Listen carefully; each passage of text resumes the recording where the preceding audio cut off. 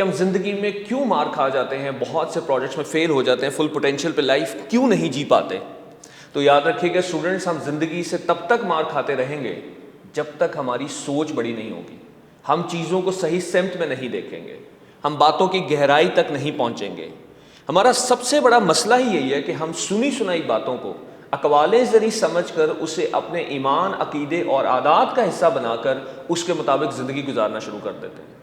ہم یہ سمجھ ہی نہیں پاتے کہ کوئی شخص ہمیں شوگر کوٹڈ باتوں کے ذریعے اپنے مفادات کے لیے استعمال کر رہا ہے. اور یاد رکھیے اگر کوئی شخص آپ کی زندگی کو ڈیمیج کر کر اپنے مفادات حاصل کر لے اور آپ کو استعمال کر جائے، تو یاد رکھیں آپ نے جن باتوں کو تھوٹ پروکنگ سمجھ لیا تھا وہ محض خام خیالی کے سوا کچھ بھی نہیں تھا. میں آج آپ کو ہماری خامیاں بتاؤں گا جنہیں ہم نے اپنی خوبیاں سمجھ لی ہے یا ہمیں خوبیاں بنا کر پیش کی گئی ہیں. میری کامیابی کی کہانی، میری زندگی کی کامیابی کی کہانی پر تو لوگوں نے اس قدر شور مچا رکھا ہے کہ کچھ لوگ تو دنیا پہ نعوذ باللہ خدا سے بھی آگے پہنچنے کا دعویٰ کر گزرتے ہیں. کتابوں میں جب بایوگرافی لکھی جاتی ہے تو اس قدر جھوٹ پر مبنی لکھی جاتی ہے کہ آپ اس میں اپنی خامیوں کو اس طرح بیان ہی نہیں کرتے کہ لوگ آپ کا حقیقی چہرہ دیکھ سکیں، بلکہ جھوٹ پہ جھوٹ لکھ کر انسان خود کو عزت اور وقار کے اعلیٰ درجے پر فائز کر دیتا ہے، اور وہ بھول جاتا ہے کہ اگر اللہ نہ چاہے تو آپ کچھ بھی نہیں کر سکتے. وہ جب بھی کامیابی کی کہانی کی سٹوری لکھے گا تو وہ سارا کریڈٹ خود کو دے دیتا ہے. کیا کر سکتا ہے انسان اکیلا اگر اللہ نہ چاہے؟ تو وہ بھول جاتا ہے کہ اگر خدا مہربان تو انسان قدردان.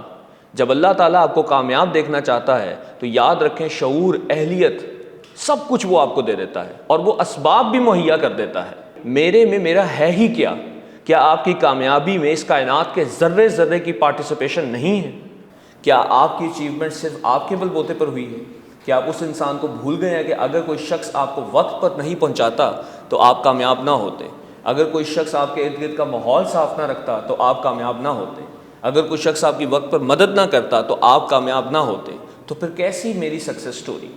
آپ کیوں بھول جاتے ہیں کہ یہ آپ کی سکسیس سٹوری نہیں، یہ ان تمام لوگوں کی محنت آپ کے ساتھ، ان کی مدد آپ کے ساتھ، ان کی نیت اور ان کی حوصلہ افزائی آپ کے ساتھ ہے جو آپ اس مقام پر کھڑے ہیں. بہت سے ایسے لوگ یہ چیز بھول جاتے ہیں کہ آپ سے پہلے بھی دنیا چل رہی تھی اور آپ کے بعد بھی دنیا چلے گی. اس غلط فہمی سے باہر آ جائیں. اسٹیفن ہاکنگ، اس نے جب یہ کہا کہ اللہ موجود نہیں ہے تو اللہ تعالیٰ نے اسے پیرالائز کر دیا. آج اللہ موجود ہے، کہاں ہے وہ سائنٹسٹ؟ تو ایسے دعوے مت کریں جو اللہ کی ذات کو پسند نہیں. ہم کیوں بھول جاتے ہیں کہ اگر ہم کامیاب ہیں تو یہ اللہ کا ہی فضل ہے؟ ہم اللہ کی نعمتوں کے شکر گزار کیوں نہیں بنتے؟ ہم خود کو خدا کے درجے پر فائز کیوں کرنا چاہتے ہیں؟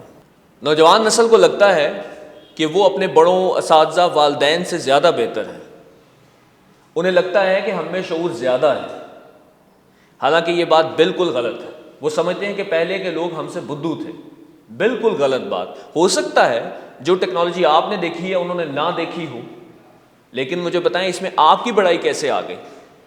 وہ لوگ آپ سوچ بھی سکتے ہیں جنہوں نے زندگی کے اتار چڑھاؤ کھلی آنکھوں کے ساتھ اپنے سینے پہ سہے، یقیناً ان کا مشاہدہ، ان کا علم، ان کی عقل، ان کا تجربہ، ان کی دور اندیشی، ان کے زندگی کے بارے میں رائے، ان کا حالات و واقعات کے بارے میں تجزیہ ہم سے بہت بہتر ہے. انہوں نے زندگی کو ہم سے زیادہ قریب سے دیکھا ہے.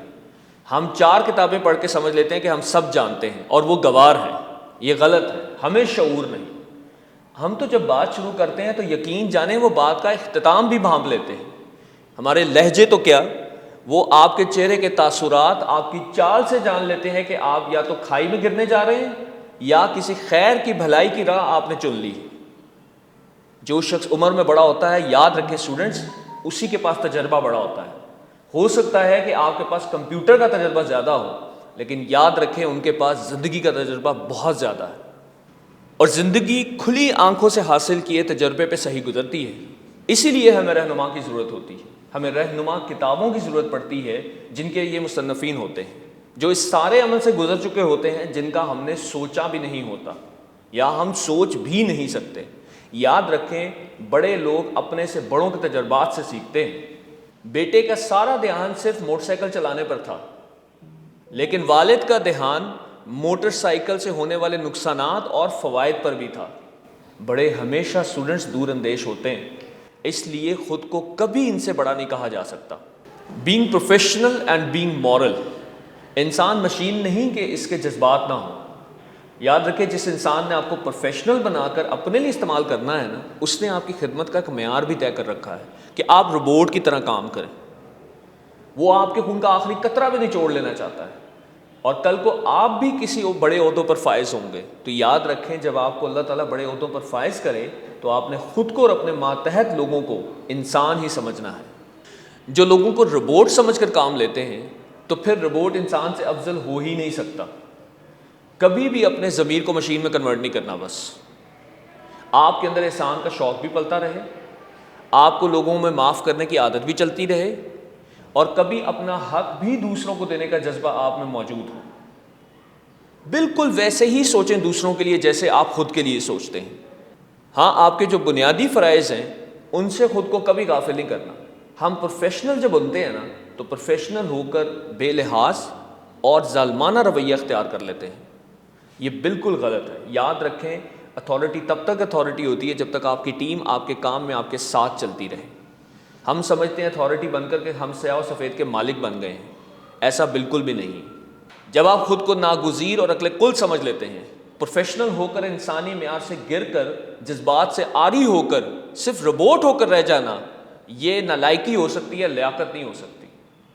اگر انسان صرف اپنی سماجی، معاشرتی، اخلاقی اور مذہبی ذمہ داریوں کو ہی سمجھ لینا تو ایسا انسان نہ صرف خود کے لیے بلکہ وہ دوسروں کے لیے بھی بے ضرر ہو جاتا ہے، اور وہ ایک مفید اور بہترین ورکر اور انسان ثابت ہوتا ہے.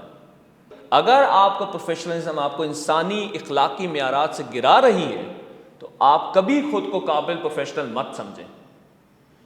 آپ روبوٹ تو ہو سکتے ہیں، پھر انسان نہیں ہو سکتے.